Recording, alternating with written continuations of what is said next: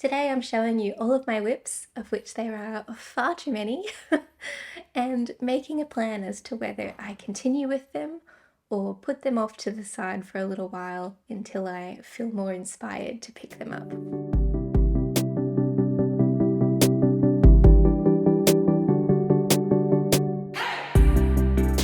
Welcome back to my knitting channel. My name is Nadine and you can find me at yourknittingbestie on Instagram, Ravelry and here on YouTube. On this channel I talk about all of my knitting and what it's like being a knitter in Brisbane. Today I'm actually wearing one of my projects that I named in my least worn knits video, and the reason it was one of my least worn knits is because it's far too hot usually for my climate here. So I'm wearing it today in an experiment because it is quite chilly today and I'm hopeful that I can get through all filming while keeping it on. Okay, so in this video I'm going through my not insignificant pile of WIPs, which is off to the side here, and deciding whether I'm going to keep going with all of them or shelf a couple of them. But just before I get started, I thought I would mention that I have COVID. So I've been on the couch for most of this week. I thought I might be done by now, but I am still testing positive, so you might be able to hear it a little bit in my voice. And my sinuses are a bit nonsense. And also it'll make sense when I get through to a couple of my current WIP, which I cast on this week, because you'll probably be able to tell that I wasn't thinking super clearly. There wasn't a whole lot of foresight involved in planning this project. But anyway, okay, so let's get right on to it. So you might recall in a video that I did recently, which was about my haul from Wool Warehouse, I picked up this wonderful yarn, Cascade 220, the fingering weight, in olive oil, I believe. And I picked up this kind of tennis ball colour yarn. It's not a mohair, it's oh gosh, what's that one that everyone uses instead of mohair? I'll put it on the screen. Please forgive me if my brain blanks a little bit in this episode. But I was hoping to blend these together to make the Lenu sweater, which calls for a strand of fingering and a strand of lace, even though this might be a smidge too thick for lace. But anyway, that was the plan. So on my first sick day, so I worked the first 2 days of having COVID and then I was able to stop on the third day, and I was inspired to cast on a new project. Even though in my last video I talked about kind of the chaos of having too many projects on the go and how it was impacting my kind of knitting mojo, and I was finding that I just wasn't picking up any of my WIPs. But I gave into casting on a new project because I think it is time that I acknowledge that what motivates me to knit is my selfish knitting. And I have a bunch of gifts on the go and a couple other projects which are for me, but it's knitting sweaters for some reason. That is the thing that I just freaking love. I cannot get enough of knitting sweaters or cardigans or garments that I can wear on my chest region. That seems to be what I love the most. Anyway, so I thought I would cast on one more project and then I promised myself I would stop casting on new projects. And anyway, so I'd started swatching these two together, which I was super excited to do because I was really hopeful about this combination. I thought this might kind of bring up the tone of the darker olive oil just a little bit and turn into a really nice combination. So let me show you the swatch. What do you reckon? You guys that saw the two yarns just now, do you think it was a nice combination? If you did, I love your optimism and I felt the same, and I'm afraid to say I don't think it panned out. If you're looking at this and thinking that maybe it's okay, I have to say maybe it's not showing up on camera the same way it is in person, because as much as I want to love this, I have to say I think it is hideous.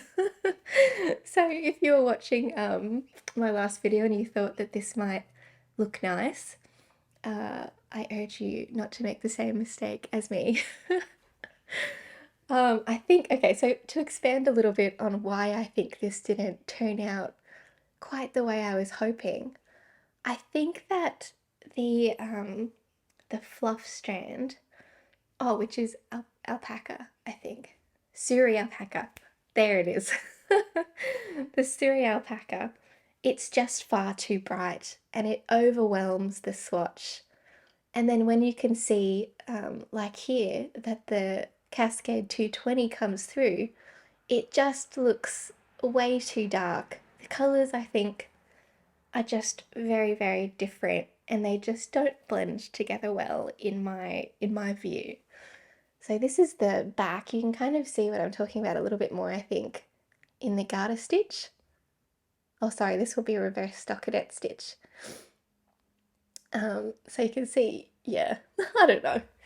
Maybe this would be your cup of tea, but for me, I really didn't like it. And I have to say that the fluff, the alpaca, the Suri alpaca, was also much fluffier. Maybe you can't see it as much in this. It's looking pretty defined actually on the camera. But in real life, the definition of the Cascade 220 is just completely lost in the Suri alpaca.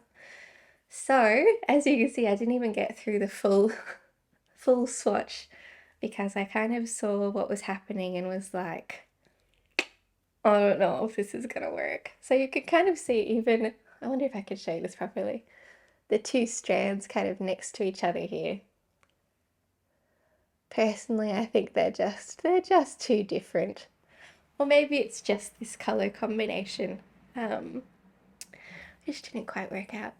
So I have decided to split, I've pivoted, and I've decided to split each kind of batch of yarn into a different project. So to give you the complete picture, here's all of them together. Whoops. So you can really see that the Suri just completely took over the Cascade, I think. Anyway, enough about that. So I was sitting on the couch in Project Purgatory. I could pick up one of my WIPs, which just, they really weren't inspiring me. And particularly when I was feeling sorry for myself on the couch with COVID, I really wanted to use, the Cascade 220, to be honest. So I've got in my mind for this one, maybe just a straightforward pullover or cardigan pattern. One of those kind of fine, airy looking projects.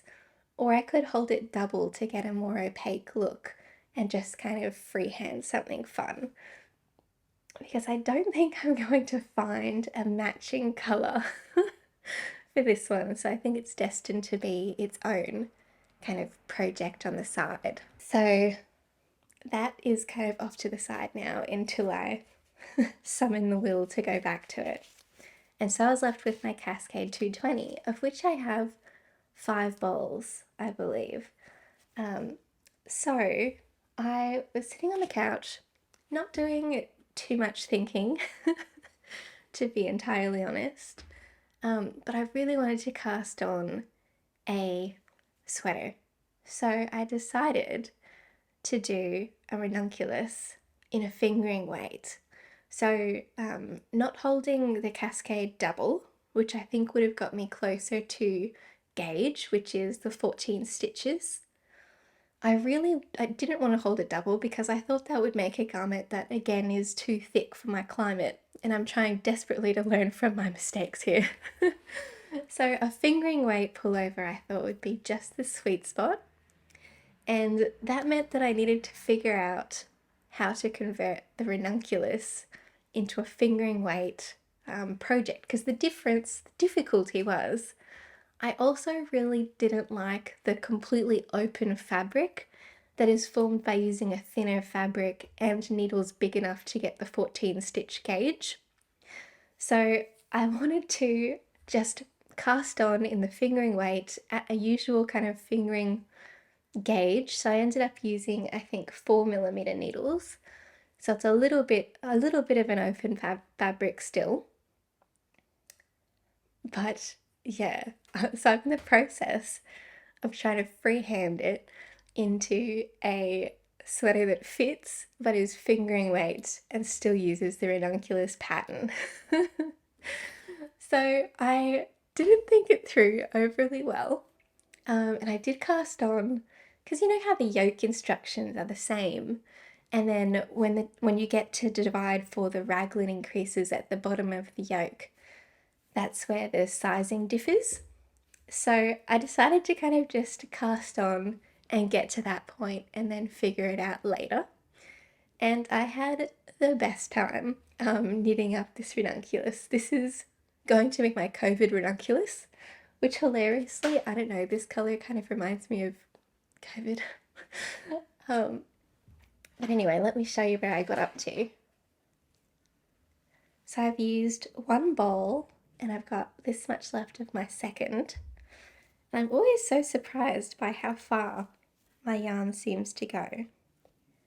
So let's get it the right way around. Once again, I don't have anything to stop my stitches falling off, because that would be too smart. So here's it so far. I really like it. I love knitting the ranunculus. This is only my second attempt, so I know there are a lot of people who have knit the ranunculus many times.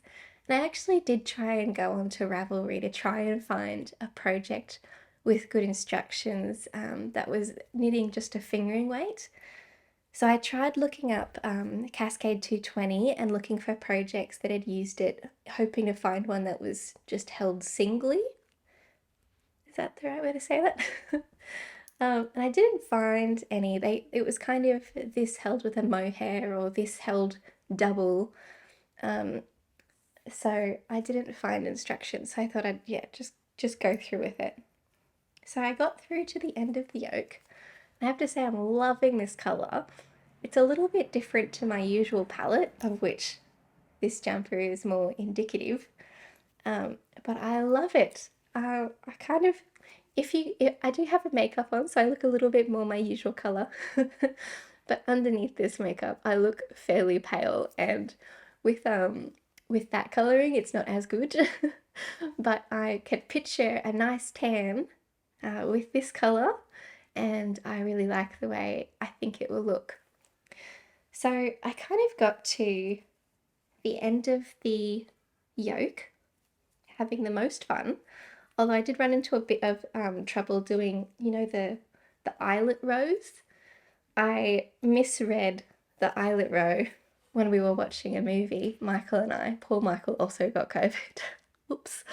We were watching Something Good, and I got an eyelet row completely wrong.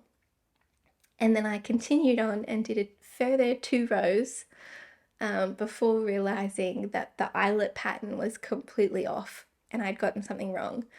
And it took me all of Top Gun, which was the movie we watched next, to tink back to the position where I started so that I could fix the mistake that I'd made.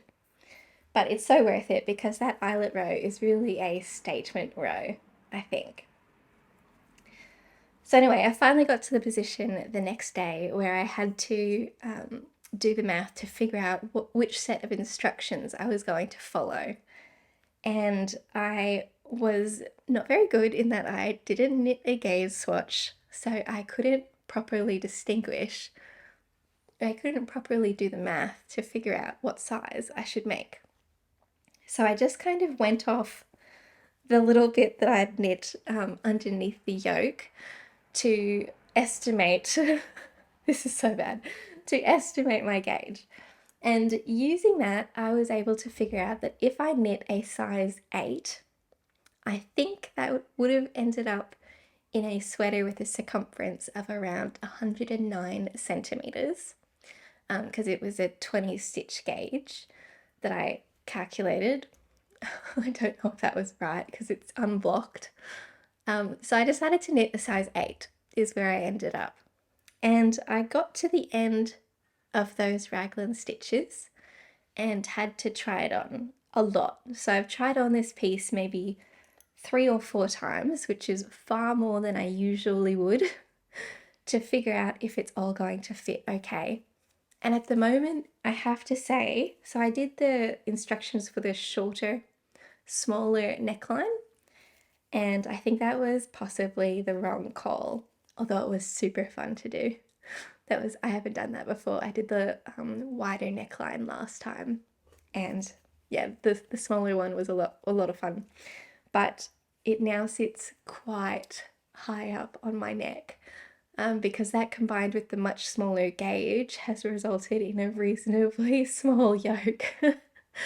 So I'm hopeful, because at the moment I think it sits about right. But I did do even more increases on the arms than the pattern called for. I think I did an additional 10 rows of increasing every second row just on the sleeve side, so not increasing on the body side. And then I cast on more stitches than the pattern called for at the underarm. And we'll see if this pays off for me, because when I tried it on, it seemed like there wasn't quite enough fabric to get around my arm comfortably. So I thought if I increased the number of stitches at the arm and did a couple extra increases at the sleeve, that might save me. So then I tried it on, which was the last time, and it still sits fairly high up. Like the body sits fairly high up and close to the armpit. So I don't know if I have done this correctly, but I'm hoping that if I give it a block, and maybe once I have properly knit a couple rows on each arm, that yeah, if I give it a block and then try it on, maybe all of my sins will be forgiven. I don't know if that's the case, but I am having oodles of fun trying to figure it out anyway. So yeah, this is the project that has reinvigorated my knitting mojo. And I mean, this is a good amount of knitting for what, three sick days? 3 sick days and the weekend. It's a good amount of time actually. But still, it's pretty good progress. So yeah, I'm very excited to see how it turns out. I don't know if it will work. The other detail I've added is in the stitches that I cast on for the underarm, I cast on 12 stitches instead of the pattern, which called for I think maybe 7 or so for my size. And I decided to do a little cable. There we go. A little cable down the side of the project, which in my mind looks super cute when you get to the bottom. So I'm thinking I'll continue the cable all the way down to the bottom of the body, and have the twisted rib kind of around the cable, so does that make sense? So I won't stop the cable when I start the twisted rib. I'll continue it through and then just make sure that the ribbing starts in a flattering way around the cable throughout the bottom. So yeah, that's my plan for this ranunculus. I'm very excited, and I have no idea if it's going to fit properly. But it is one of, if not the most popular patterns for a reason, right? It is terrific. And if either of or any of you have knit a fingering weight ranunculus in the smaller gauge, please do let me know if there is a helpful project on Ravelry that I can cheat off. That would be fabulous. Okay, very quickly let's go through the rest of my WIPs and decide what we're going to do with them. Okay. So this first one is going to get barely any airtime because we just spoke about it in my last knitting chat. It is... Sorry, I hope my being a little unwell isn't awful to listen to. Yeah, yeah, so the baby blanket. So I have managed to get some good progress done on this, I think. And I took one of your tips from my last video, which is about how you get good progress on your WIPs. Kind of, I was talking about how I couldn't, but you gave me some helpful tips on how I could get good progress. So I put in a little progress keeper when I last remembered, which was just down here. But I think I actually changed balls about here. So that was around, actually that wasn't too long ago. Anyway, some good progress is happening on that. And it is one that I still want to keep doing. So this one is on the 2 knit pile. And I think I'm going to also use one of your tips, which was to set the timer for 30 minutes and just knit on it for 30 minutes. And I think I'll be able to get some good progress that way. So thank you for that tip. That was fabulous. Okay, what next? Oh yeah, so this is one of my chaotic cast-ons. Oops. Let me just pick it up. Yes. So this is one I cast on for my brother-in-law who loves my beanies because it's cold here and I wanted him to have this season's Deanie beanie. So I cast on one of his favourite hat patterns just out of nowhere with no real reason. He doesn't need another hat. He has 3 from me. So he definitely doesn't need another one, but he likes them and I like making them for him because he actually wears them all the time. So anyway, I cast on a new hipster hat by Petite, which is a pattern I already have because it's a pattern that seems to work, so I don't see a reason to buy a new pattern. So I'm using the Highland wool from Hobby in the colour Wild River, I think. This is the same one that I used in my August cardigan held together with a mohair. So it's a nice it's kind of like a peacock colour. I don't know if you can see it properly, but it's got kind of flecks of purples and greens in the navy blue. And this is how far I've gotten before I lost interest and put it to the side. So as far as the fate of this WIP, I think its fate is probably to go on hold. I don't think Max would be too upset if I don't manage to make him a hat this season. He has plenty of them, and there's always next year. So there is a chance that this will go perhaps onto a bit of tubing because I could see myself needing these needles. And it might go on hold. So Max, if you're watching this, which I highly doubt, sorry, you'll get your hat next year. Okay, next project, or next WIP, my engagement socks. So this is, oh gosh, I've just realised I forgot to put on my ring again. I can't for the life of me remember to put that on. I remember I posted a video and one of you said, I hope you remembered to put on your ring before you left. Oh, that's right, it was the Mother's Day one. And no, I didn't. We had to go back home to get it. Anyway, so I put in the yellow band here because I was knitting on it when Michael proposed. And it was exactly the stitch here. That's exactly where I was when he proposed. So I have knit that sock, and this is using the Perfect yarn, which is super fun. And this is how far I've gotten on the second sock. Is this not the most pathetic progress you've ever seen? It has been months, months since I cast this on, and second sock syndrome has got me bad. I can't seem to pick these up. I think it's because I'm still a little bit uncoordinated with the tiny needles. But yeah, I don't know. I haven't had much luck with them. But I do still intend to finish these because they are good sock progress, and I really want to see if the pattern comes out the same on the second sock, or if my tension is so irregular or the yarn is so irregular that it's a slightly different pattern on the second sock. I'm quite intrigued. And I will omit a stripe in the other one so I know which one is the proper engagement sock. So that's on the keep pile for now.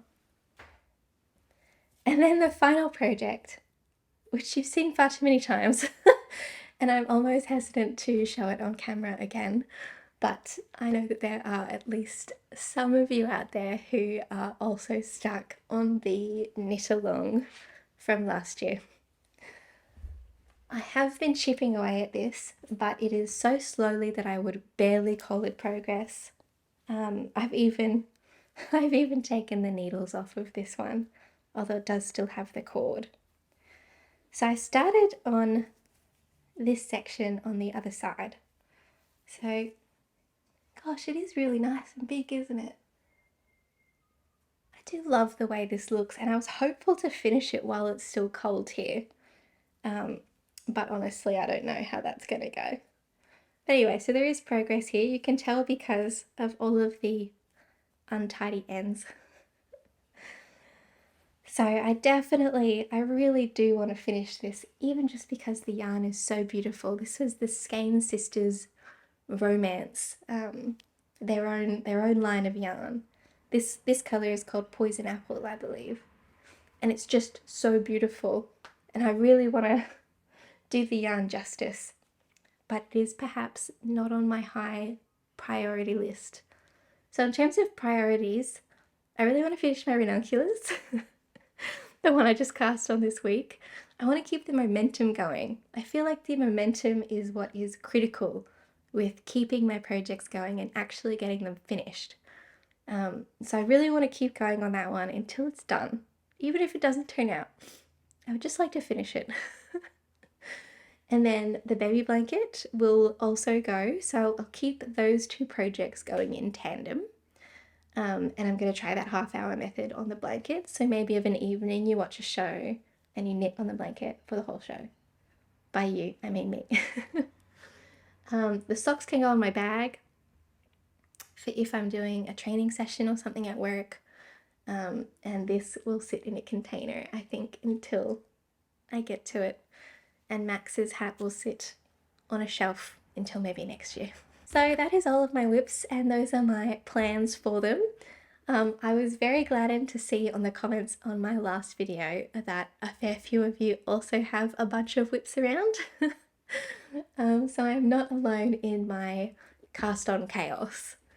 And a lot of you had a lot of really good methodologies for keeping your mojo going and actually getting your projects done. So if you're looking for some advice, I definitely recommend the comment section on my last video. And please excuse me for the delay in responding to your comments. I have been quite unwell. And I'm back to work tomorrow, so we will see how everything goes. Although I'm still testing positive, so perhaps from home.